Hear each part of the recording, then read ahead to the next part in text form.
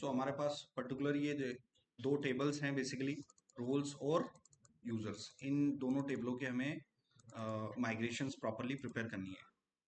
सो Prisma हम ORM use कर रहे हैं और इसके अंदर हम देखते हैं वन बाय वन हम क्या क्या यूज़ कर सकते हैं। ये प्रॉम्प्ट जो है, मुझे ID, name, roll code, first name, last name, user name, password, ठीक है ना, ये मुझे बेसिकली चाहिए। और कहीं ना कहीं इस रोल आईडी को मैं इससे अटैच करना चाहता हूँ। ये पूरा स्ट्रक्चर हमने प्लान आउट कर रखा है। ये इस स्ट्रक्चर से आप अपना प्रिज्मा का स्कीमा आप डिज़ाइन करवा सकते हो, ठीक है। लेट्स से मैंने यहाँ पर ओपन किया, ठीक है। सो मैंने टेबल का स्ट्रक्चर मैंने खुद प्लान किया है, ठीक है। अब मैं उसका स्कीमा मॉडल बनवा सकता हूँ कि मुझे उसका स्कीमा चाहिए। अदरवाइज आप मैनुअली भी लिख ही सकते हो सारी चीजें, ठीक है ना। यहाँ पर please generate Prisma schema for this two tables, ठीक है।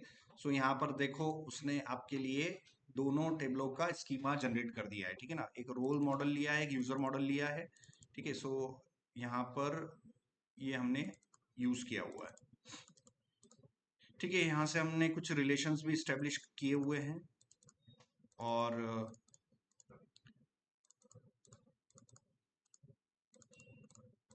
ठीक है। वन बाय वन हम देखते हैं। ये रहा हमारा यूजर मॉडल, ये रहा user model. We have an ID @ID default increment F name L name, ठीक है ना। F name L name first name last name हम यहाँ पर ले लेते हैं। डेटा टाइप स्ट्रिंग टाइप का डेटा टाइप हमने लिया है। ईमेल, उसके बाद हमने ले लेना user name password. User name password हमने लिया, यूजर नेम पासवर्ड हमने लिया, ठीक है। यूजर नेम पासवर्ड लिया, उसके बाद हम रोल आईडी ले रहे हैं, ठीक है। रोल आईडी हमने लिया, पर्टिकुलर रोल आईडी लिया और @ मैप यूजर वाला ये इंस्ट्रक्शन हम लिखेंगे, जिससे कि हमारी टेबल नेम किस नाम से बनेगी। मॉडल यूजर नाम से है मगर टेबल एक्चुअल में किस नाम से आपको चाहिए, वो यूजर चाहिए, ये हमने लिया। अभी मैं रिलेशन वाला पार्ट स्किप कर रहा हूँ क्योंकि ये एक दिक्कत आती है रिकॉर्ड्स इंसर्ट होने में, तो वो हम देखते हैं। और रोल्स टेबल हम ले लेते हैं, ये रोल्स टेबल हम ले लेते हैं। ये रहा रोल्स टेबल, ये रोल्स टेबल मैंने लिया और ये पोस्ट वाले की जगह मैं रूल्स यहाँ से इंसर्ट कर देता हूँ और हमारे पास पर्टिकुलर ये आ गया है, ठीक है। यहाँ पर हमारे पास यूजर और रोल्स के बीच में यहाँ पर इन दोनों मॉडल्स का आपस में रिलेशन है, फॉरेन रिलेशंस है। आप WTC स्कूल्स में जाएंगे, SQL में जाएंगे और यहाँ पर आप अगर लिखें फॉरेन की लिखें,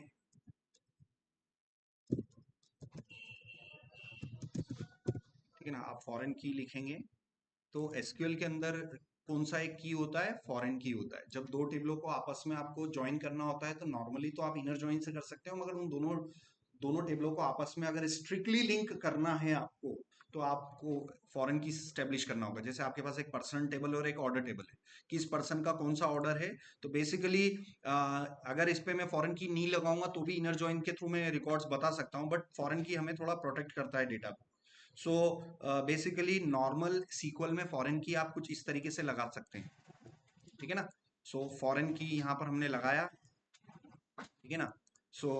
ये फॉरेन की हमने लगाया है यहाँ पर और इसी फॉरेन की को इन्होंने प्रिज्मा में कुछ इस तरीके से इंप्लीमेंट किया हुआ है, ठीक है ना। ये यहाँ पर यूज किया हुआ है। कहीं ना कहीं आप देखना इसमें जो इंस्ट्रक्शंस हमें मिले हुए हैं वहां पर ये रिलेशन और रेफरेंसेस, इस रेफरेंसेस का मतलब किससे है, SQL के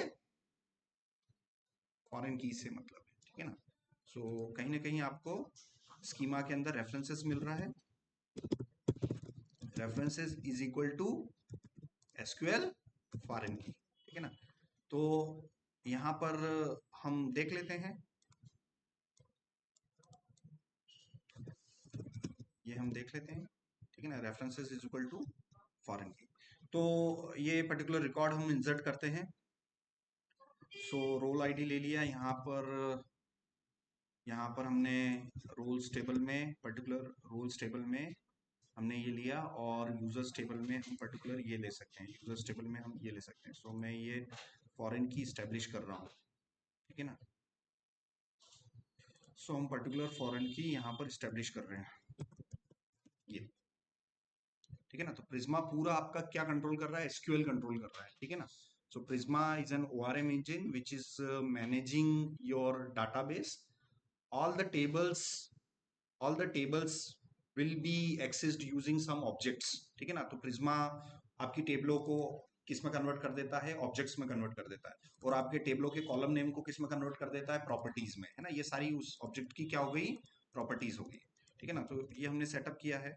आप यहाँ से पैरेलल में एक्सएम्प यहाँ पर चालू कर सकते हैं। एक्सएम्प मैंने चालू किया, इसमें गए, शेल में गए, यहाँ पर गए, ठीक है ना। मैंने ओपन किया, आपको भी करना है। और किस चीज को समझना है हमें, किस चीज को समझना है बताओ, फॉरेन की को समझना है, ठीक है। सो फटाफट आज हम क्रिएट डाटाबेस हम ले लेते हैं जैन 28_2026, ठीक है ना। डाटाबेस के अंदर गए, जैन 28_2026 अंदर गए, ठीक है ना। फटाफट टेबलें बना लेते हैं। भाई टेबलें कौन सी बनाए, जो W3C पे उन्होंने समझाने के लिए दे रखी है आपको। W3C से बेस्ट कोई ट्यूटोरियल अवेलेबल नहीं है ना। तो फॉरेन की हम क्या पढ़ रहे हैं, फॉरेन की पढ़ रहे हैं। तो फॉरेन की बेसिकली कब लगाते हैं, जब दोनों टेबलों का आपस में कुछ टाइप का रिलेशनशिप हो। तो बेसिकली यहाँ पर इन्होंने W3C वालों ने ये जो रेफरेंस लिया हुआ है, ये जो ट्यूटोरियल समझा रहे हैं, ये नॉर्थ वाइंड डाटाबेस का सैंपल बता रहे हैं, ठीक है ना। आप यहाँ पर आप जाओगे इंट्रोडक्शन में, W3C ने अपना पूरा ट्यूटोरियल किस पर बना रखा है, नॉर्थ वाइंड डाटाबेस पर बना रखा है, नॉर्थ वाइंड डाटाबेस पे बना रखा है। It has created north wind sample data. इसका जितने भी ट्यूटोरियल आपको दिखेंगे 200-300 ट्यूटोरियल, वो सारे किस पे लिमिटेड है, नॉर्थ वाइंड डाटाबेस। और नॉर्थ वाइंड एक ई कॉमर्स प्रोजेक्ट है, ठीक है ना। तो नॉर्थ वाइंड जो है एक प्रोजेक्ट है जो कि ऑल ओवर द वर्ल्ड में जितने भी आप जैसे जो स्टूडेंट्स है जो एसक्यूएल सीखना चाहते हैं, तो नॉर्थ वाइंड उनके लिए एक सैंपल डेटाबेस बनाया गया है, जिससे वो बच्चे लोग क्या समझ सकते हैं, ई कॉमर्स समझ सकते हैं, ठीक है ना। आप गूगल पे जाना, नॉर्थ वाइंड लिखना, नॉर्थ वाइंड डाटाबेस, और आप सर्च करना किसको, इमेजेस में। आपने सर्च क्या करना है, नॉर्थ वाइंड डाटाबेस, और क्या सर्च करना है अपने को, इमेजेस। और इमेजेस में आपको सर्च क्या करना है, साइज और लार्ज। ये जैसे ही करोगे तो कहीं ना कहीं आपको बहुत सारे ये फ्लो डायग्राम्स मिलेंगे। तो सबसे बड़ा जो रेजोल्यूशन वाला साइज वाला है, आप वो देखना। आपको एक आध बार आप उसको ओपन करके देखना, कहीं ना कहीं आपको एक अच्छी रेजोल्यूशन वाली में आपको नॉर्थ वाइंड डाटाबेस मिलेगा। और ये नॉर्थ वाइंड डाटाबेस जो है एक्चुअल में माइक्रोसॉफ्ट ने बनाया। किन के लिए, प्रोफेशनल्स के लिए कि स्टूडेंट्स के लिए, स्टूडेंट्स के लिए, ठीक है ना। माइक्रोसॉफ्ट ऐसे ऐसे प्लेटफॉर्म बनाते रहता है कि जिससे बच्चे जो हैं, स्टूडेंट्स हैं, बिगिनर्स हैं, वो लोग अच्छी तरीके से टेक्नोलॉजी को सीख पाए। तो हमारा ऑब्जेक्टिव है एसक्यूएल सीखना। तो यहाँ पर इन्होंने देखो, मैं थोड़ा सा रेजोल्यूशन थोड़ा बड़ा वाला इमेज ले लेता हूँ, ठीक है। ये आया। तो ये सारे बॉक्स जो नजर आ रहे हैं, ये सीक्वल की क्या है, आपकी डिफरेंट डिफरेंट टेबल्स है। किस टाइप के प्रोजेक्ट्स की, हॉस्पिटल के, e commerce. E commerce India में ई कॉमर्स प्लेटफॉर्म कौन कौन से हैं भाई, फ्लिपकार्ट, अमेजोन, मीशो, समझ में आ रहा है ना। कल को आपको भी कोई ई कॉमर्स प्रोजेक्ट बनाना पड़ जाए तो सबसे बेस्ट रेफरेंस किसका लेके चालू कर सकते हो आप, नॉर्थ वाइंड। क्योंकि जो बच्चा स्टेप बाय स्टेप सीख रहा है उसकी कोई होड़ नहीं है। और मेरे इंस्ट्रक्शन को केयरफुली सुना करो, मैं क्या बोल रहा हूँ। मैं जितनी चीजें बोलता हूँ उतना आप फॉलो नहीं करते हो। कल के लेक्चर में अब मैंने आपको बोला कि भाई WSL के अंदर जाना है, वो आप गए नहीं और आपने सी ड्राइव से ही प्रोजेक्ट्स बना लिए। नहीं सुन रहे हो आप लोग बातों को। तो समझ में आया। अब ये वाला नए टैब में आप देख लो, ये नए टैब में आपने ओपन किया, यहाँ पर आप सीक्वल सिंटेक्स पे जाओ, और अपने को किधर जाना है, फॉरेन की पर। फॉरेन की इससे पहले मैंने कभी नहीं बताया, आज ही बता रहा हूँ, ठीक है ना। सो चलो देखते हैं। एक तो पर्सन टेबल है और एक ऑर्डर टेबल है, ठीक है ना। तो ऑर्डर टेबल यहाँ पर नॉर्थ वाइंड में देखो, कहीं ना कहीं आपको ऑर्डर टेबल आपको मिल जाएगी, शायद ऑर्डर टेबल ये रही। ये ऑर्डर टेबल किससे कनेक्टेड है, ये इस ऑर्डर टेबल का रिलेशन किससे है, बेसिकली पर्सन से है, और पर्सन बेसिकली कस्टमर होगा, ठीक है ना। तो यहाँ पर देखो, ये ऑर्डर टेबल से ये जो लाइंस जा रही है ना, कहीं किससे कनेक्टेड होंगी, शायद ये किसी न किसी कस्टमर से कनेक्टेड होगी। देखो एक फ्लो ये जा रहा है, ये कंपनी से कनेक्टेड है, दूसरा ऑर्डर डिटेल से कनेक्टेड है, ऑर्डर डिटेल प्रोडक्ट, प्रोडक्ट यहाँ पर देखना customer, customer. So we have somewhere like customer, we have somewhere like customers. आप देखना कहीं ना कहीं आपको कस्टमर्स मिल जाएंगे, ठीक है ना। हो सकता है कस्टमर अपने को कहीं मिल जाए, या फिर आप दूसरी इमेज से भी देख सकते हैं। तो मेन ऑब्जेक्टिव ये है कि हमें दो टेबलें बना लेंगे, एक ऑर्डर टेबल बनानी है और एक पर्सन टेबल बना लेते हैं, ठीक है ना। सो क्रिएट टेबल ऑर्डर्स, ठीक है ना, create table orders, create table, table name, then उसका डेटा टाइप, डेटा टाइप, ठीक है। तो डेटा टाइप हमेशा स्मॉल लेटर में। सो मैंने इसको बोल दिया OID। अब देख यहाँ पर ओ ऑर्डर ID है, दिख कुछ और रहा है और अंदर कुछ और है, ऐसा पॉसिबल है? कैसे पॉसिबल है एलियास? फिर भूल गए यार तुम लोग। एलियास के थ्रू पॉसिबल है भाई। दिख यहाँ पर जो टेबल दिख रही है वो क्या लिखा हुआ आ रहा है, उस कॉलम का नाम ऑर्डर ID, मगर डाटाबेस में रियलिटी में कॉलम का नाम क्या है, OID। क्या ऐसा पॉसिबल है? बिल्कुल है। तो अपन ऐसे ही करेंगे, ठीक है। सो ID integer unsigned, unsigned primary की ऑटो अंडरस्कोर इंक्रीमेंट, ठीक है ना। उसके बाद हमने क्या ले लिया, ऑर्डर नंबर। सो यहाँ पर हम order underscore, order underscore number, ठीक है ना। यहाँ पर कुछ और है और यहाँ पर कुछ और है, क्योंकि मैंने रूल्स बता रखे हैं भाई, टेबल के अंदर कॉलम नेम हमेशा स्मॉल लेटर में ही होने चाहिए। दिखाना किस टाइप से वो हमारे कंट्रोल में, हम एलियास यूज कर सकते हैं, हम GUI में जिस टाइप से चाहे उससे बता सकते हैं, बट डेटाबेस में इंटरनल जो आप लो लेवल डिजाइन कर रहे हो, what you are doing right now, you are doing LLD, low level design, है ना। टेबलों की प्लानिंग करना, कॉलम्स की प्लानिंग करना, everything belongs to low level system design, ठीक है ना। सो ये ऑर्डर ID ले लिया मैंने। ऑर्डर ID क्या है, मैं वेरकेर ले लेता हूँ, वेरकेर मैंने 255 लिया, यहाँ पर गए। और ऑर्डर ID, ऑर्डर नंबर मेरा क्या होगा, obviously it will be a unique.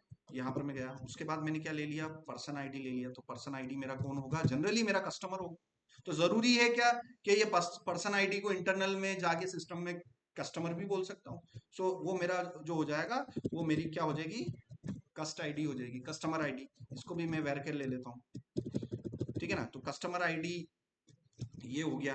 तो कस्टमर ID जो है बेसिकली यहाँ पर जो है हम कस्टमर ID ले लेते हैं। सो कस्टमर ID में ले लेता हूँ, यहाँ पर कस्टमर ID मैं इंटीजर अनसाइंड ले लेता हूँ। क्यों? क्योंकि जब मैं कस्टमर टेबल बनाऊंगा तो उस समय पहला कॉलम जो होगा वो इंटीजर अनसाइंड होगा। तो मैंने बता रखा है कि दोनों टेबलों के जो कॉलम्स होंगे उनका डेटा टाइप अलग अलग होना चाहिए कि सेम होना चाहिए, सेम होना चाहिए, तभी इनर जॉइन होगा, तभी फॉरेन की कंस्टेंट लगेगा, अदरवाइज आप करके देखना वो नहीं होगा। तो this is my joining column, that's why the name should be integer unsigned.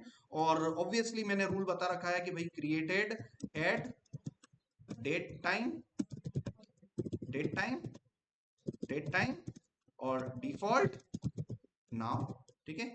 और updated at date time default now, ठीक है ना। ये इनकी बातें मैंने बहुत आपको सिखा रखी हैं सारी चीजें। देखो मेरा डेटाबेस बन गया। वापस से मैं एक टेबल बना लेता हूँ, create, create table customers, why customers, plural names, ये सारी बातें मैं सिखा चुका हूँ। तो यहाँ पर अगेन मैं क्या बोलूंगा, कस्ट ID इंटीजर अनसाइंड प्राइमरी की ऑटो अंडरस्कोर इंक्रीमेंट, ठीक है ना। अब यहाँ पर मैं कस्टमर का क्या ले लेता हूँ, first name last name age. अब इधर दिखाने वाले ने क्या कर रखा है, पहले लास्ट नेम दिखा रखा है, बट रियलिटी में आप ऑर्डर अपने हिसाब से ले सकते हैं। दिखाना कैसे है, वो किसके कंट्रोल में है, हमारे कंट्रोल। हम select star from table name कर रहे हैं, उसमें वो स्टार की जगह कॉलम नेम आगे पीछे करके हम अपना आउटपुट बता सकते हैं। तो ये यहाँ से मैंने फर्स्ट, मैंने क्या ले लेता हूँ, फर्स्ट नेम। तो इन्होंने फर्स्ट नेम बोल रखा है, मैं यहाँ पर एफ नेम बोल सकता हूँ, ठीक है ना। एफ नेम वेरकेर 255, ठीक है। एल नेम वेरकेर 255, 255, ठीक है, कॉमा। अगेन एज, एज ले लेते हैं।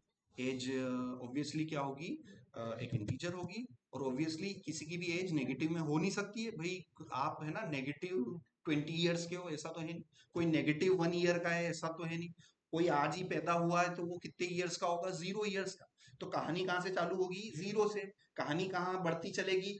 पॉजिटिव नंबर में। जीरो से वो वन होगा, वन से टू होगा, तो हमारा हमारा जो मूवमेंट है वो पॉजिटिव नंबर्स की ओर है। इसलिए डेटा टाइप हम क्या लेंगे सर? अनसाइंड। SIGNED। साइंड का, अनसाइंड का मतलब होता है नेगेटिव रेंज में हमें जाना है कि नहीं जाना है? नहीं जाना है, ठीक है ना। सो इसका ये मतलब है। और ये हो गया। और फाइनली मैंने हमेशा बता रखा है क्रिएटेड एट डेट टाइम, ये लेना ही लेना है। अगर अच्छे रियल में कोई सॉफ्टवेयर आप बना रहे हो, डिफॉल्ट नाउ, ठीक है ना, updated at date time, default now. ये लास्ट कॉलम है इसलिए मैंने कॉमा नहीं लगाया। देखो मेरी टेबल बन गई, मेरी दोनों टेबलें बन गई। मगर अभी तक अगर इन दोनों टेबलों को मैं एक्सप्लेन करूं, है ना, मैं कस्टमर्स टेबल को एक्सप्लेन करूं, ठीक है ना, कस्टमर टेबल को मैंने आपके सामने एक्सप्लेन किया, और एक्सप्लेन करूं मैं अपनी ऑर्डर्स टेबल को, एक्सप्लेन, PLAIN, एक्सप्लेन किया। दोनों टेबल में आपस में कोई फॉरेन की का रिलेशन नहीं है, ठीक है ना। अगर फॉरेन की का रिलेशन होता ना तो की पर यहाँ पर FK लिखा होता, है ना, की का FK लिखा होता। तो अभी मैं आप इसमें कुछ रिकॉर्ड्स डाल देता हूं, और बगैर फॉरेन की के भी पूरा प्रोजेक्ट आप बना सकते हो, कोई दिक्कत वाली बात नहीं, ठीक है ना। तो हम यहाँ पर फॉरेन की के पहले मैं रिकॉर्ड्स डाल के बता देता हूँ। सबसे पहले मैं शुरुआत कस्टमर टेबल से करूंगा। कस्टमर्स टेबल से हम शुरुआत करेंगे। Insert into customers, round bracket start, round bracket close, values, round bracket start, round bracket close, and we will start with whatever the f name comma l name comma and the age, है ना। जो हमारे इसमें जो नाम है वो हिसाब से हम लेंगे, ठीक है ना भाई। देख देख के करना है भाई, WTC का ये फॉलो करना है, समझना है कि यार इसमें आज चीज क्या सिखाई है, ठीक है ना। तो ये हो गया हमारा, ये हो गया, और ये हमारा हो गया। तो पहला फर्स्ट नेम है, जो भी फर्स्ट नेम है ओला, ठीक है ना, फर्स्ट नेम ओला, लास्ट नेम क्या दे रखा है? हैंसन, जो भी है। जो रियल डाटा है, रियल डाटा के साथ खेलो तो आपको पूरा वो एक्सपीरियंस होगा, ठीक है ना। एज इसकी कितनी है? 30, ठीक है ना। तो ये मैंने इसकी एंट्री कर दी। मैं इसका डाटा देख लेता हूँ। सिलेक्ट स्टार फ्रॉम कस्टमर्स, आ गया, ओला का डेटा आ गया, ठीक है ना। ऐसे फटाफट एक दो कस्टमर की और डाल देते हैं एंट्री है, ठीक है ना। ओला के बाद है टॉव, ठीक है ना, ये टॉव लिया मैंने, टॉव का सरनेम डाल देते हैं यहाँ पर फटाफट, ठीक है ना, टॉव का सरनेम डाल दिया, ठीक है ना। और भाई इसकी एज कितनी है? एक्जैक्टली 23। फिर मैंने एंट्री करी। फिर तीसरे नंबर पे कौन है? अपना कारी है, कैरी है, जो भी है, उसका सरनेम पीटरसन। ये पीटरसन को लिया मैंने, पेस्ट किया प्रॉपरली। मैं डेटा को स्टोर करूंगा। और इसकी एज कितनी है कस्टमर की? 20 है, तो मैं 20 किया। अब मैं क्या कर लूँ? Select star from table name, तीनों की एंट्री आ चुकी है, ठीक है ना, तीनों की एंट्री आ चुकी है। अब पर्सन टेबल को मुझे इसी फॉर्मेट में बताना है, तो मैं बता सकता हूँ कि नहीं बता सकता हूँ, ठीक है ना। अभी मैं सिलेक्ट स्टार फ्रॉम कर रहा हूँ, तो देखो मेरे कॉलम नेम क्या हो रहे हैं, इस तरीके से आ रहे हैं। जबकि मुझे यहाँ पर क्या चाहिए था? पहला कॉलम मुझे क्या चाहिए था? कस्ट अंडरस्कोर ID को मुझे कैसे बताना था? पर्सन ID बताना था। तो कॉपी किया, ये एलियास लगाया मैंने, एलियास लगाया, और ये हमारा क्या हो गया सर? Person ID। ये देखो कॉलम नेम क्या आ गया? एग्जैक्टली पर्सन ID आ गया। तो यहाँ पर मैं क्या यूज कर रहा हूँ? SQL का एलियास यूज कर रहा हूँ, ठीक है ना। Alias is a way to temporary rename the column for the display purpose, ठीक है ना। सो ये हमने पर्टिकुलर यूज किया, ठीक है ना। सेकंड कॉलम हमें क्या चाहिए? एलियास के बाद सेकंड कॉलम हमें क्या चाहिए? एल नेम चाहिए। अगर मैं एल नेम लिख के लिखूं तो देखो कॉलम नेम में एल नेम आ रहा है, बट रियलिटी में क्या है? लास्ट नेम है। तो मैं उसमें एल नेम के बाद में क्या लगा सकता हूँ? ये लास्ट नेम लगा दिया, ये हो गया, ठीक है। फिर ये आपने किया, कितनी प्रैक्टिस कर रहे हो आप, या आपके ऊपर है। एफ नेम एस, यहाँ पर मैंने किया फर्स्ट नेम, ये फर्स्ट नेम, ये देखो फर्स्ट नेम आ गया, और लास्ट में एज, फर्स्ट नेम के बाद में यहाँ पर एज एस एज, ठीक है ना। तो रियलिटी में डाटाबेस में एज स्मॉल लेटर में लिखा हुआ है, एज स्मॉल में, बट डिस्प्ले पर्पस के लिए ए कैपिटल करना है। तो क्या यूज कर सकता हूँ मैं? एलियास यूज कर सकता हूँ। ये देखो पूरा डाटा एज इट इज आ गया कि नहीं आ गया सर? ये पूरा डाटा एज इट इज आ गया कि नहीं आ गया? ठीक है ना। तो ये हुआ। चलो अब ऑर्डर टेबल में फटाफट एंट्री कर लेते हैं। इंसर्ट इनटू ऑर्डर्स टेबल ले लेते हैं। यहाँ पर हमारी ये ऑर्डर्स टेबल हुई। Orders round bracket start round bracket close, values round bracket start round bracket close. और सबसे पहले तो ऑर्डर आईडी को कभी एंट्री नहीं करेंगे, ऑर्डर नंबर को लेंगे। तो ऑर्डर नंबर हमारे सिस्टम में क्या है? ऑर्डर नंबर हमारे सिस्टम में है ऑर्डर अंडरस्कोर नंबर, ठीक है ना, ऑर्डर अंडरस्कोर नंबर, ये ऑर्डर नंबर वाला कॉलम। फिर हमारे इसमें, एक मिनट में इसका एक्सप्लेन कर देता हूँ। यूज 20 Jan 28_2026 यूज, एक्सप्लेन कर लेता हूँ मैं, एक्सप्लेन ऑर्डर्स, ठीक है ना, ये आमने सामने आ गया। अब इसमें इंसर्ट इनटू ऑर्डर्स किया मैंने, round bracket start round bracket close, values round bracket start round bracket close. और I will start with order underscore number comma the customer ID, ठीक है ना, कस्टमर अंडरस्कोर आईडी कॉमा, ठीक है ना, order number और कस्टमर आईडी, बस ये दो चीजें ही डालनी है। ऑर्डर आईडी और क्रिएटेड ऐड और अपडेटेड ऐड तो ऑटोमेटिकली आ जाएगा, कि नहीं आ जाएगा? अब यहाँ पर ऑर्डर आईडी, ऑर्डर नंबर डालते हैं। ऑर्डर नंबर वेरकेर ले रखा है तो आप, वेरकेर ले रखा है तो आपने को किस में डालना पड़ेगा? स्ट्रिंग में डालना पड़ेगा। ऑर्डर नंबर हमने डाल दिया ये पर्टिकुलर, ठीक है ना, ऑर्डर नंबर एग्जैक्टली वही डाला जो दिया हुआ है WCC पर, ठीक है ना। अब ये हुआ। अब यहाँ पर पर्सन आईडी यहाँ पर कौन है? 3 डालना है। 3 पर हमारा कौन था? पीटरसन, है ना, कैरी पीटरसन 3 पर था। तो और उसका डेटा टाइप हमने क्या ले रखा है? Integer unsigned. तो यहाँ पर उस 3 को स्ट्रिंग में डालना है कि डायरेक्ट डालना है? डायरेक्ट, ठीक है ना। तो वो वैल्यू कैसे स्टोर करनी है वो डिपेंड करता है आपने डेटा टाइप किस टाइप का ले रखा है, ठीक है ना। ये मैंने एंट्री करवा दी, फटाफट गए। अगला एक और ले लिया हमने, ठीक है ना। एग्जैक्टली जो W3C पे दिया हुआ है देख देख के करना है, समझना है, ठीक है ना।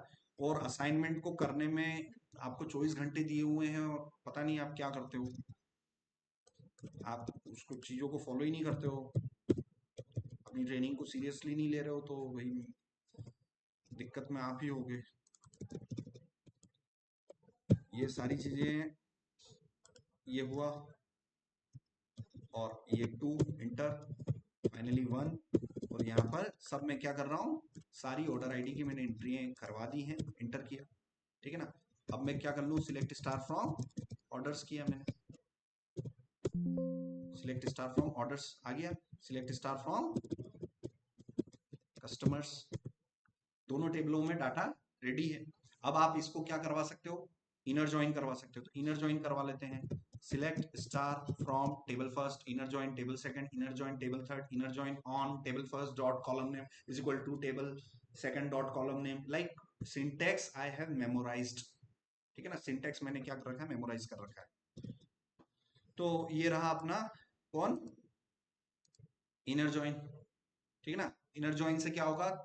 दो या दो से अधिक टेबलों को आप क्या कर सकते हो? ज्वाइन कर सकते हो। सो यहाँ पर मैंने ज्वाइन कर, ये इतनी माताफोड़ी प्रिज्मा में नहीं, क्योंकि प्रिज्मा क्या है? एक ORM इंजिन है। आप रॉ SQL क्वेरी लिखने से बच जाते हो। जो प्रिज्मा यूज कर रहा है उसको रॉ SQL क्वेरी लिखने की जरूरत है क्या? नहीं है। बट फिर भी यहाँ पर कुछ नए बच्चे आए हुए हैं, उनके लिए मैं अभी ये 10-15 मिनट 20 मिनट में उनके लिए ले रहा हूँ, और आपका भी रिवीजन हो जाएगा साथ साथ में। मैं अगर बता रहा हूँ तो आपको भी करना ही है साथ साथ, समझ में आ रहा है? सो select star from table first, उस टेबल को मानना है जिसके अंदर ज्वाइनिंग वाला कॉलम है। ये मेरा ज्वाइनिंग वाला कॉलम है। So orders inner join table second customers on table first dot column name orders dot customer underscore ID किससे मैच होना चाहिए? कस्टमर्स टेबल के, कस्टमर टेबल के कस्टमर, कौन सी टेबल का कौन सा कॉलम किस टेबल के किस कॉलम से मैच करेगा, ये हमें यहाँ पर कंडीशन में देना है। किस कंडीशन में? ऑन में, ठीक है ना। ये सिंटेक्स में आपको बहुत अच्छी तरीके से मैंने ये सिंटेक्स मैंने बता रहा सर, अपने करना है सर देख के, ठीक है। ये आपने किया और ये मैंने ये इनर ज्वाइन करवा दिया, ठीक है ना। ये देखो सारा इनर ज्वाइन होके आ गया। तो ओला के पास जो है वो पर्टिकुलर, ये इनका ऑर्डर नंबर ये है, इनका ऑर्डर नंबर ये है। देखो ओला के इसमें ऑर्डर नंबर 2462 आ रहा है कि नहीं आ रहा है? यहां पर जाके देखा हमने, यहां पर जाके हमने देखा तो ये 24621 ये ओला के इसमें आ रहा है कि नहीं आ रहा है, तो दोनों की मैचिंग हो गई ना। ये देखो ओला, ओला का पर्सन आईडी कस्टमर आईडी क्या है 1, तो ये 1 पर ये देखो ये है कि नहीं है, ये वाला 24652 ये देखो ये आ गया, ये वाला रिकॉर्ड देखो आ गया कि नहीं आ गया, तो मेरा इनर ज्वाइनिंग काम कर रहा है। तो फॉरेन की जो है वो मैंडेटरी नहीं है कि किसी भी प्रोजेक्ट को कंप्लीट करने के लिए आपको फॉरेन की लगाने ही है, ऐसा मैंडेटरी नहीं। हमारा एक प्रोजेक्ट चल रहा है स्कूलियो, स्कूल मैनेजमेंट सॉफ्टवेयर, उसमें सारी टेबलों से हमने फॉरेन की हटा रखा है क्योंकि बहुत दिक्कत आती है। आप रिकॉर्ड टेबल को खाली करने जाओगे वो खाली भी नहीं होने देता है फॉरेन की, इस तरीके का वो आपस में स्ट्रॉन्ग वो स्ट्रिक्ट कर देता है दोनों टेबलों का, आप रिकॉर्ड भी खाली नहीं कर सकते। तो फॉरेन की बहुत हमें दिक्कत देता है, इसलिए बड़ी बड़ी कंपनीज में फॉरेन की वो स्ट्रिक्ट मानते हैं। इसीलिए यहाँ पर जब आप स्कीमा डेफिनेशन देखोगे तो यहाँ पर ये बता रखा है कि ऑन डिलीट रेस्ट्रिक्ट, मतलब आप रिकॉर्ड को डिलीट भी करने जाओगे तो वो आपको करने नहीं देगा। ये कुछ यहाँ पर आपको वो लगाने पड़ेंगे रूल्स कि आप डिलीट करोगे तो वो होगा कि नहीं होगा। सो यहाँ पर अब प्रिज्मा के लिए ये चीज मैंडेटरी है ताकि वो जो इंजन काम करेगा वो बेसिकली ये जब तक ये आप फॉरेन की इसके डिफाइन नहीं करोगे तब तक प्रिज्मा स्कीमा उनको उन टेबलों के रिलेशंस को आइडेंटिफाई नहीं कर पाएगा कि यार किस टेबल का किससे रिलेशन है, वो बेसिकली इन ये रिलेशन वाले टैब से ही पता चल रहा है। ठीक है, सो चलिए यहाँ से मैं सेव किया मैंने, और इतना तो हमारा ये इसका पार्ट हो गया है। और इसी में मैं आपको अब जो है बेसिकली इसमें फॉरेन की मैं सेटअप करके बता देता हूं। ठीक है ना, तो ये दो टेबलें हैं आपकी, और टेबल बनाते समय आप उस कस्टमर आईडी वाले टेबल पर आप जो भी ज्वाइनिंग वाला कॉलम है वहां पर आप फॉरेन की लगा सकते थे। अब टेबल तो बन गई, टेबल बन गई, कौन सी, ऑर्डर्स टेबल। यहां पर आप एक्सप्लेन करो, एक्सप्लेन ऑर्डर्स, एक्सप्लेन ऑर्डर्स, क्या ऑर्डर टेबल में जो कस्टमर आईडी है ज्वाइनिंग वाला कॉलम उसके उसमें क्या की सेक्शन पे आपको कहीं पर एफ के दिखाई दे रखा है फॉरेन, या खाली है ना, इसका मतलब इस टेबल पे हमने फॉरेन की सेटअप नहीं किया अभी तक, फिर भी काम हुआ। क्या ज्वाइनिंग में कोई दिक्कत आई? नहीं आई। तो ये आपके ऊपर डिपेंड करता है कि आप फॉरेन की के साथ में प्रोजेक्ट आगे बढ़ाना चाहते हो कि नहीं कर सकते हो। मगर प्रिज्मा के अंदर क्या मैं फॉरेन की वाला रिलेशन डिलीट कर सकता हूं क्या, वो मैं अभी इन्वेस्टिगेशन करके अपन फाइनलाइज कर लेते हैं। पहले इधर देख लेते हैं सीक्वल के अंदर हम फॉरेन की कैसे सेटअप करेंगे। अब वही दिक्कत ये हो गई कि ऑर्डर टेबल बनाते समय मैंने ये वाला पार्ट तो दिया ही नहीं फॉरेन की वाला, मैंने तो क्या दे दिया, order ID, order number, person ID, customer ID, ये चीज दे दी थी मैंने, बट मैंने क्या डिफाइन नहीं किया था, फॉरेन की मैंने सेटअप ही नहीं किया। तो अब मैं क्या करूं, टेबल तो बन गई है, बनी हुई टेबल में कुछ भी मॉडिफिकेशन करना है तो हमें फिर अल्टर कमांड यूज करनी पड़ेगी। ठीक है ना, तो आपके पास दो तरीके थे, टेबल बनाते समय ही फॉरेन की वाला इंस्ट्रक्शन ऐड कर दो, या फिर अगर टेबल गलती से आपसे बन गई है तो बाद में भी बना सकते हैं। सो मैं यहाँ पर इंस्ट्रक्शन में गया, मैं इंस्ट्रक्शन में गया, कौन सी वाले इंस्ट्रक्शन में, ऑर्डर टेबल के इंस्ट्रक्शन में, इंस्ट्रक्शन मैंने पूरा कॉपी कर लिया। मैं जीपीटी को बोल देता हूँ कि भाई टेबल बन चुकी है और मुझे I need to add the foreign key. So मैंने दोनों टेबल के स्ट्रक्चर लिए और ये पूरा प्रॉम्प्ट मैंने कॉपी कर लिया। इस प्रॉम्प्ट में उसको ये भी पता चल जाएगा कि यू आर वर्किंग ऑन मारियाडीबी। भाई इस प्रॉम्प्ट में ही सब कुछ वो समझ में आ जाएगा कि मारियाडीबी पे काम कर रहे हो, और यस आपने बनाते समय ये फॉरेन की सेटअप नहीं किया, वो सब कुछ समझ जाएगा। सिर्फ प्रॉपर हमें क्या देना है, प्रॉम्प्ट। ठीक है ना, सो ये मैंने ये दोनों प्रॉम्प्ट मैंने चूज कर लिए, ये मैंने प्रॉम्प्ट चूज किए। ठीक है ना, चैट पर गया, मैं प्रॉपर चैट पर गया और मैंने उसको बोल दिया please setup a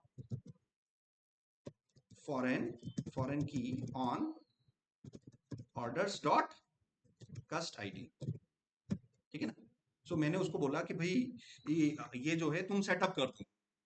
so yes you already created board table, वो भी समझ गया कि भाई तुमने तो पहले से बना दी, अब क्या तरीका।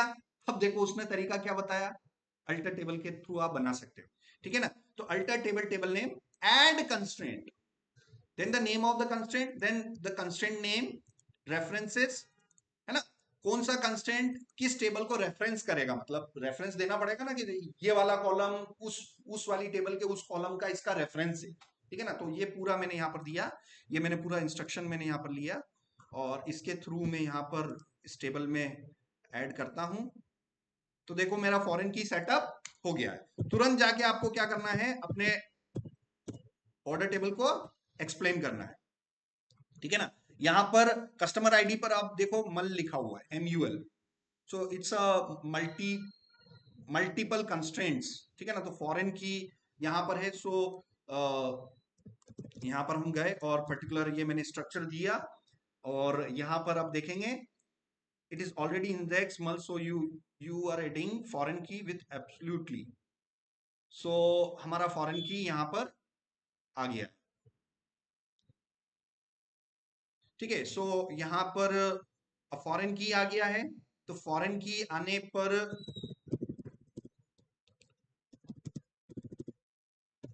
Select star from orders table. अब मैं पर्टिकुलर कोई अगर ऑर्डर डिलीट करूं, delete from orders, delete from orders, delete from orders where OID equals to 1 किया और ऑर्डर उसने मेरा डिलीट कर दिया है।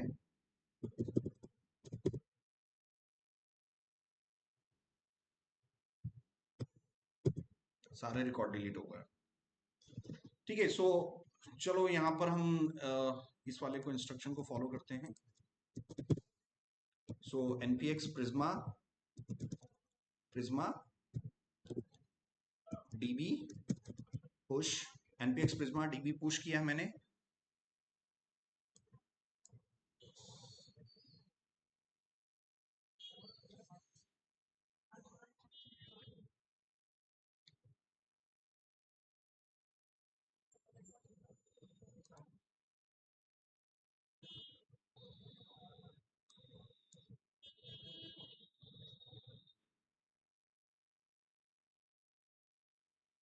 You want to ignore, yes, your database is now synced with Prisma client। so यहाँ पर हम गए और इस टेबल को मैं क्या कर देता हूँ, रिफ्रेश कर देता हूँ।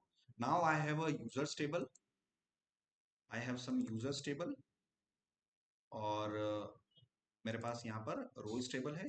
कंस्ट्रेंट्स में अगर हम जाएं तो रोल्स टेबल है और यूजर्स टेबल में जाएं, कंस्ट्रेंट पे जाएं तो मेरे पास दो कंस्ट्रेंट्स हैं यहाँ पर, ठीक है ना। एक कंस्ट्रेंट लगा हुआ है मेरे पास फॉरेन की का, ठीक है ना। ये आ गया मेरे पास, ये कंस्ट्रेंट लगे हुए हैं, दो कंस्ट्रेंट्स। तो इन कंस्ट्रेंट्स में यहाँ पर मैं ऐसे विजुअली देख पा रहा हूँ, ठीक है ना। सो CLS किया। अब मैं अपनी पर्टिकुलर सीडर फाइल रेडी कर लेता हूँ। सो प्रिज्मा और seed.ts और ये सारे कनेक्शंस थे हमारे पास। सो यहाँ पर हमें प्रिज्मा डॉट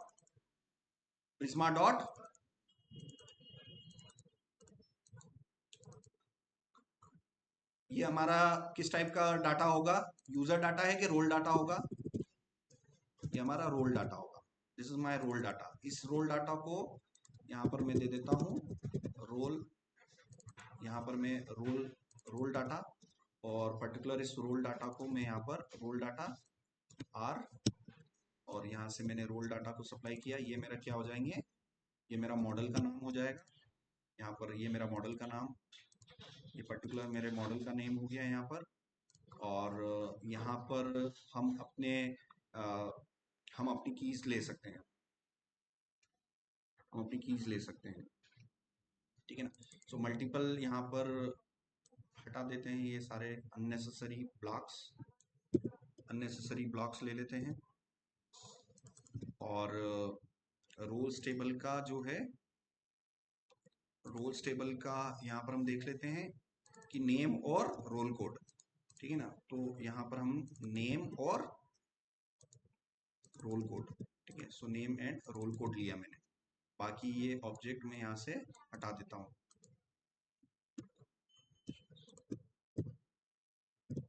ठीक है। Name and roll code. So name basically मेरे रोल्स मैंने यहाँ पर डिसाइड कर लिए थे। सो रोल्स, ठीक है ना। तो रोल नेम क्या हो गया हमारा, इंपोर्टर। और रोल कोड क्या होगा, रोल कोड स्मॉल लेटर में हमें लिखना पड़ेगा। सो यहाँ पर मैं स्मॉल कोड में लिख लेता हूँ, ठीक है ना। उसी तरीके से यहाँ इसको डुप्लीकेट किया मैंने, इंपोर्टर एक्सपोर्टर, एक्सपोर्टर और इंपोर्टर एक्सपोर्टर, इंपोर्टर एक्सपोर्टर। ये पूरा मैंने यहाँ पर दिया। आगे बढ़े, दो और ले लेते हैं। एक एडमिन है हमारे पास, कौन है? एडमिन है, तो उसका रोल कोड हो गया, एडमिन हो गया। और एक और है हमारे पास कस्टमर एग्जीक्यूटिव। सो यहाँ पर हमारे पास कस्टमर केयर होगा, कस्टमर केयर, जो भी कस्टमर केयर होगा, customer care. And we have customer underscore customer care. So customer care and customer care, ठीक है ना। अब आप इस पूरे इसको आप देखेंगे पर्टिकुलर, तो ये कुछ एरर्स आ रही है, ये यहाँ पर कुछ एरर्स आ रही है। No exported number create input. So यहाँ पर आप देखो कि यहाँ पर एक वेरिएबल जावास्क्रिप्ट का यहाँ पर टाइपस्क्रिप्ट चल रहा है, यहाँ पर क्या चल रहा है? टाइपस्क्रिप्ट चल रहा है। तो यहाँ पर आप जावास्क्रिप्ट प्लेग्राउंड में जाओ, जावास्क्रिप्ट प्लेग्राउंड पर। अब जावास्क्रिप्ट का प्लेग्राउंड, ठीक है ना। तो जावास्क्रिप्ट के प्लेग्राउंड पर अगर मुझे कोई वेरिएबल बनाना है तो मैं कैसे बना सकता हूँ? कॉन्स्ट से बना सकता हूँ, ठीक है ना। यहाँ आप W3C पर जाओ जावास्क्रिप्ट सेक्शन में, और आपको अगर वेरिएबल्स बनाने हैं तो ये रहा वेरिएबल्स। तो वेरिएबल्स बनाने के यहाँ तरीके दे रखे हैं कि आप कॉन्स्ट के थ्रू भी क्या बना सकते हो? एक वेरिएबल बना सकते हो। तो भाई यहाँ पर कॉन्स्ट के अंदर मैंने एक वेरिएबल बनाया x = 10, और कॉन्स्ट के अंदर मैंने वेरिएबल बना दिया y = 20। और भाई दोनों को मैं ऐड कर सकता हूँ कि नहीं कर सकता हूँ? कर सकते हैं, बिल्कुल कर सकते हैं। सो यहाँ पर मैंने console.log किया, ठीक है, console लॉग किया, x + y मैंने अगर किया तो मेरा आउटपुट आ रहा है 30, ठीक है ना। तो कॉन्स्ट कीवर्ड जावास्क्रिप्ट में किसके लिए यूज होता है? वेरिएबल्स बनाने के लिए, ये जावास्क्रिप्ट में यूज होता है। अब हम बात कर रहे हैं किसकी? टाइपस्क्रिप्ट की, ठीक है ना। अब टाइपस्क्रिप्ट में, टाइपस्क्रिप्ट क्या है? टाइपस्क्रिप्ट जावास्क्रिप्ट का ही थोड़ा सा एडवांस वर्जन। यहां पर आप जावास्क्रिप्ट के अंदर कोई भी वेरिएबल बनाते हैं तो उसका आप टाइप डिफाइन नहीं करते हो, आपने वेरिएबल लिया और वैल्यू असाइन कर दी, आपने वेरिएबल लिया, वैल्यू असाइन कर दी। और यहीं पर मान लीजिए आपने कॉन्स्ट लिया, आपने एक वेरिएबल लिया और उसी समय आपने वैल्यू असाइन कर दी, कॉन्स्ट b = उसी समय आपने वैल्यू असाइन कर दी। तो अब आपका जावास्क्रिप्ट जो है उस वैल्यू को कंकैटिनेट करना। तो जावास्क्रिप्ट जो है वो फ्लेक्सिबल डेटा टाइप है, flexible data type programming language है ना। मतलब आपने अगर कोई वेरिएबल बनाया और उसमें जिस टाइप की वैल्यू रखोगे वो उस टाइप का वेरिएबल बन जाएगा। पहले आप देखना, x आपने वेरिएबल बनाया और उसमें आपने 10 रख दिया तो x किस टाइप का बन गया? इंटीजर बन गया, है ना, इंटीजर टाइप का बन गया ना। मगर अगले स्टेटमेंट पर आप देखना, आपने a नाम का एक वेरिएबल लिया और उसमें आपने क्या वैल्यू स्टोर करवा दी? स्ट्रिंग। तो वो a किस टाइप का बन गया? स्ट्रिंग टाइप का। तो जावास्क्रिप्ट थोड़ा लूज है, फ्लेक्सिबल है, कि भाई जावास्क्रिप्ट के वेरिएबल में जिस टाइप का वेरिएबल डालोगे, जिस टाइप की वैल्यू डालोगे वो उस टाइप का वेरिएबल हो जाएगा। टाइपस्क्रिप्ट में ऐसा नहीं होता है।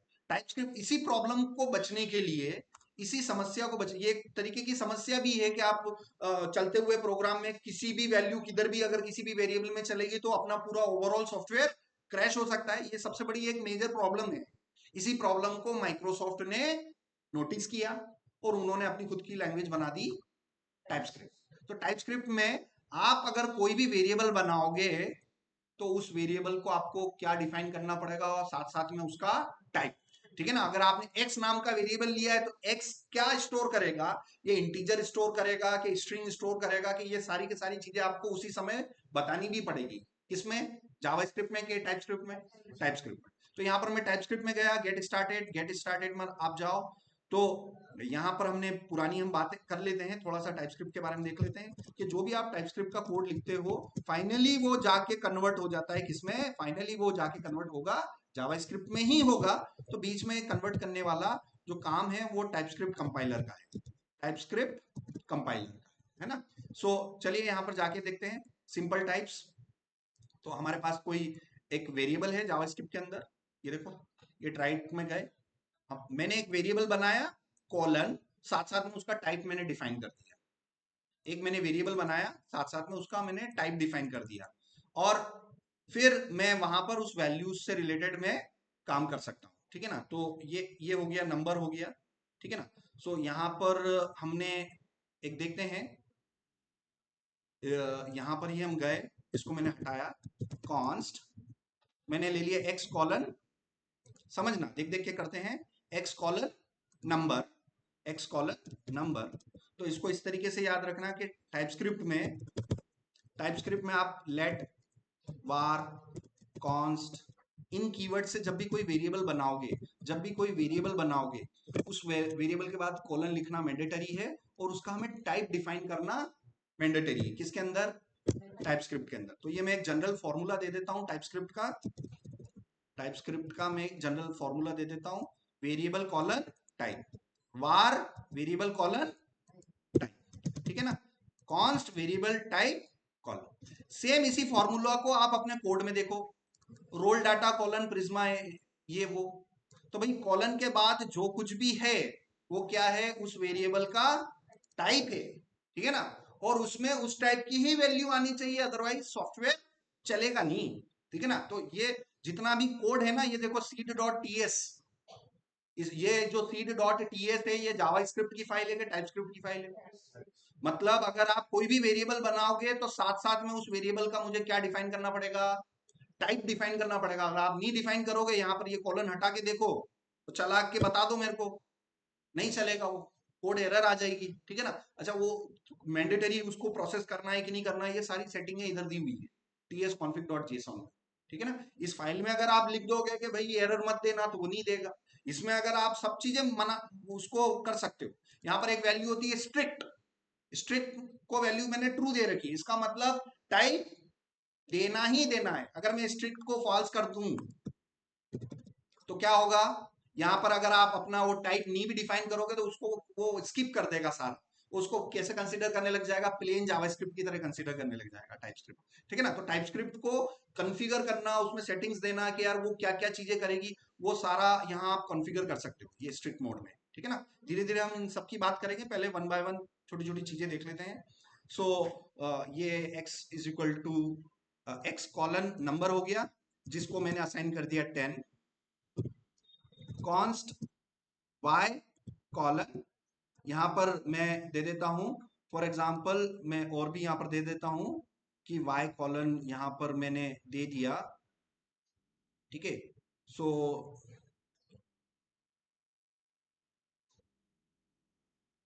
यहां पर आप y कॉलन यहां नंबर ले सकते हैं, for example number equals to मैंने 20 दिया, और यहाँ पर मैं console console डॉट लॉग किया, मैंने console डॉट लॉग किया इसको x प्लस वाई को मैंने, और यहाँ से मैं रन पे क्लिक करूं तो मेरा आउटपुट 30 आ जाएगा, 30 आ गया। मगर मैंने y को स्टार्ट किया नंबर से, मगर वैल्यू में स्टोर कर रहा हूं, इन दोनों की वैल्यू मैंने कुछ और कर दी स्टार्ट, जैसे x को मैंने कर दिया अनिल और y को कर दिया मैंने डॉलर, कुछ भी। तो क्या ये प्रोसेस होगा? ये स्क्रिप्ट नहीं होगा, क्योंकि आपने वेरिएबल बनाते समय उसका टाइप डिफाइन कर दिया, बाद में जाके उसकी वैल्यू उस टाइप के हिसाब से नहीं डाल रहे हो, तो वो कंपाइलर क्या करेगा? टाइपस्क्रिप्ट का वो एरर दे देगा। देखते हैं, देखते हैं ये कैसे बिहेव करता है।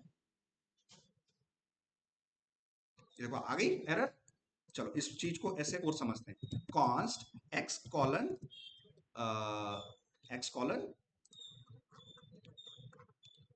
कॉलन नंबर, तो डेसिमल है वो भी नंबर है, जावास्क्रिप्ट में डेसिमल है उसको भी नंबर ही बोलते हैं, होल नंबर है उसको भी नंबर ही बोलते हैं।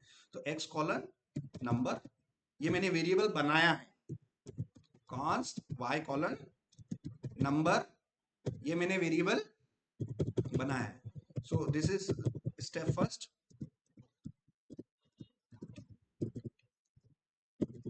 क्रिएटिंग वेरिएबल, और यहां पर मैं क्या करूंगा?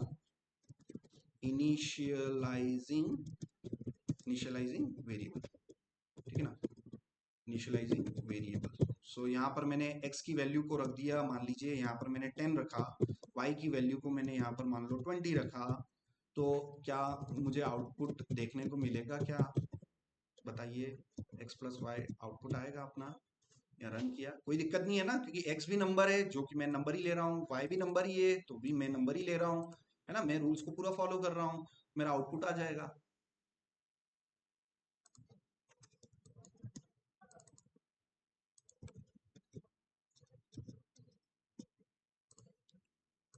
या गूगल पे जाके आप प्रॉपर टाइप स्क्रिप्ट प्लेग्राउंड करके आप सर्च कर सकते हैं, ठीक है ना, हो सकता है टाइप स्क्रिप्ट प्लेग्राउंड में प्रॉपर टेस्टिंग हो जाए। Let x colon number,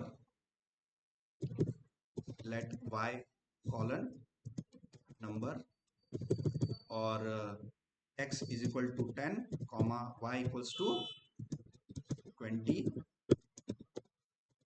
and console dot log किया मैंने, और x प्लस y किया मैंने, और यहाँ से रन करने के लिए कहीं ना कहीं ये रन वाला बटन है, तो आपको गूगल पे जाके टाइपस्क्रिप्ट प्लेग्राउंड, प्लेग्राउंड किस लिए होता है, प्रैक्टिस करने के लिए होता है।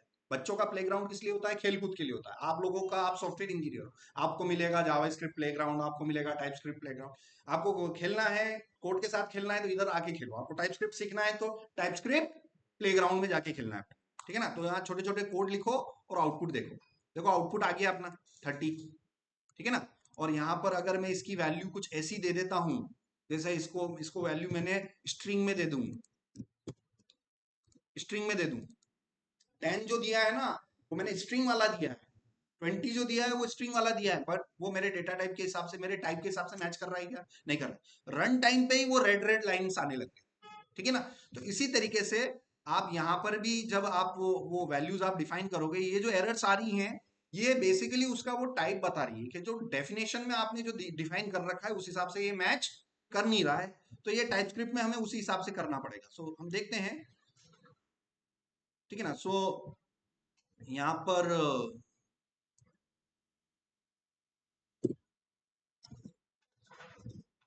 ठीक है। सो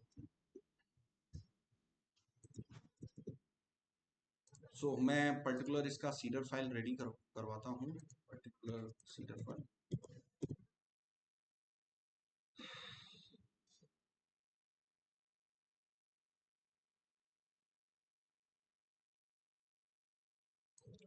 role create input, so we must have a prisma dot role create input,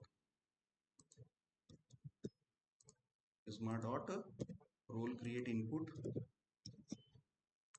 और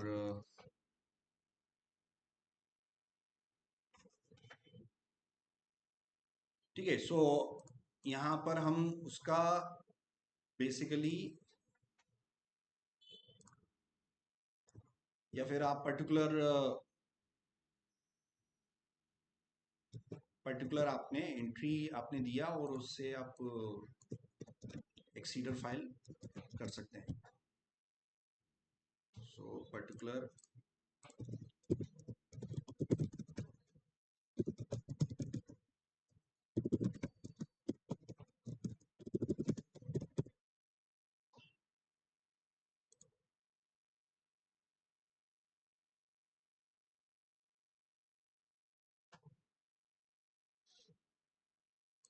यहाँ पर अपसर्ट मेथड यूज किया,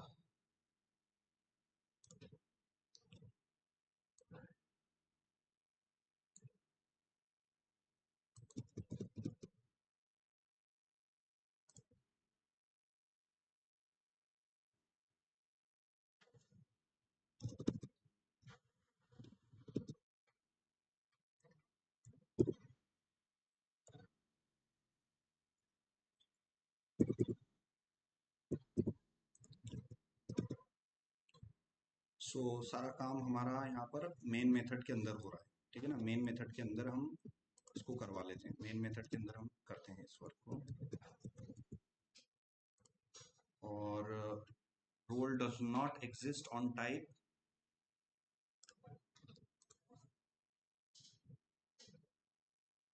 स्मार्ट क्लाइंट।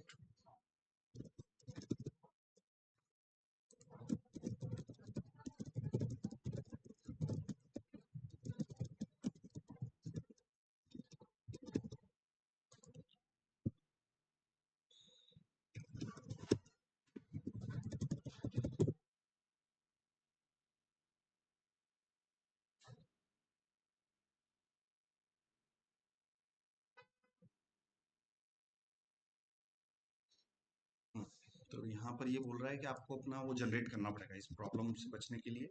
ये बोल रहा है कि आपके उसमें अवेलेबल नहीं है, तो एक सॉल्यूशन बता रहा है कि you can generate the Prisma client, so npx prisma generate, so we can generate, so npx prisma npx prisma generate, npx prisma generate.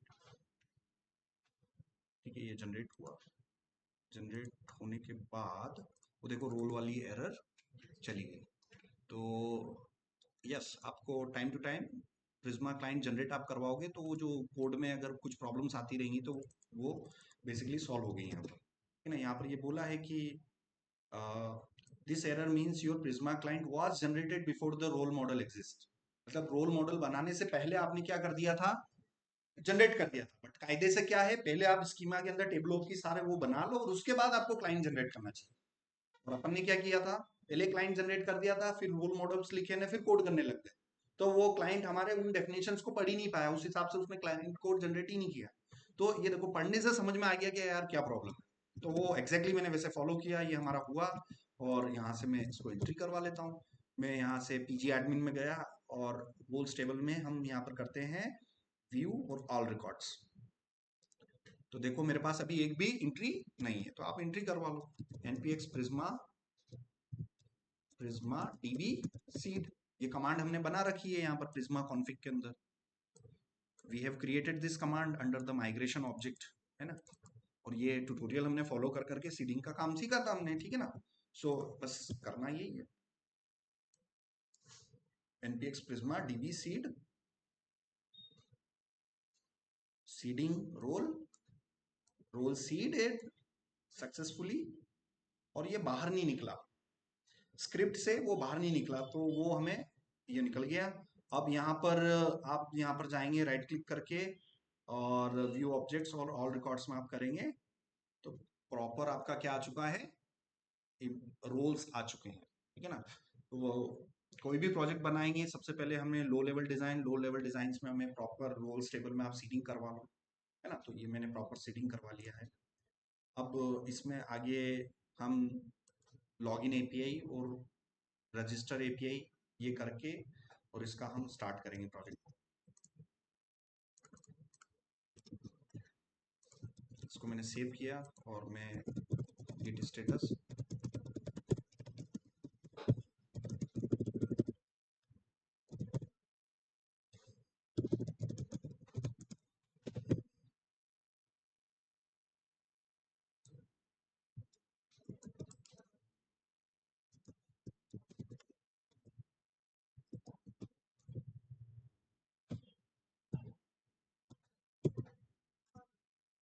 so git config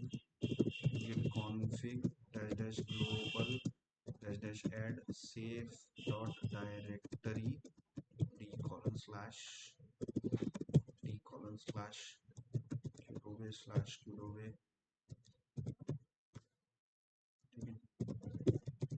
git remote dash b git status, yes, git add dot git commit push begin master, git push origin। मैं master पे हूँ कि main हूँ ये पता चल जाएगा। यहाँ पर आप क्या कर सकते हो, git branch dash a, git branch dash a, git branch dash a से आपको ये पता चलता है कि आपके पास अभी कितनी ब्रांचेस अवेलेबल हैं, on which branch you are working. Star main, इसका मतलब मैं किस ब्रांच पे काम कर रहा हूँ, मेन ब्रांच पे। यहाँ बॉटम लेफ्ट कॉर्नर से भी पता चल जाता है, और कमांड से पता करने के लिए git branch dash a से पता कर सकते हैं। ये सारी चीजें हमने बता रखी है। git status